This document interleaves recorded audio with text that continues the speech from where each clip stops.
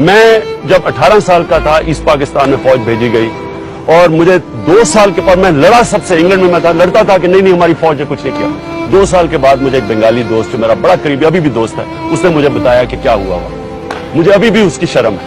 اور میں جب 1989 میں ایک فیسٹیول میچ ڈھاکہ میں کھیلا، پاکستان کو لیڈ کر رہا تھا ایک انڈیا کی ٹیم کے ساتھ، جب ہم ڈھاکہ اسٹیڈیم میں جیتے تو مجھے ایسے لگا میں لاہور میں جیت گیا ہوں۔ مجھے رونا آیا یہ سوچ کے کہ یہ کتنا پیار ہے ہمارے سے ان لوگوں کو۔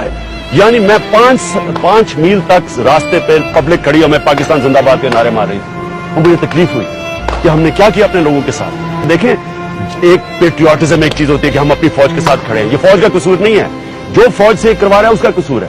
ہمیں سمجھ نہیں آ رہی کہ ہم اپنے دشمنوں کی عید کروا رہے ہیں، ہم اپنے ملک کا بیڑا غرق کر رہے ہیں۔ جو قوم آج بلوچستان سے لے کے اوپر سارے 7 ٹرائبل ایجنسیز میں ہماری فوج ایکشن میں، ہمارا بیچارہ فوجی شہید ہو رہا ہے، ہمارے شہری مارے، اور کولیٹرل ڈیمیج، اپنے لوگ عورتیں بچے مارے جا رہے ہیں، بمباری ہو، یہ بالکل پاگل پن ہے۔ میں اس کے بالکل خلاف ہوں، ہمیشہ خلاف رہوں۔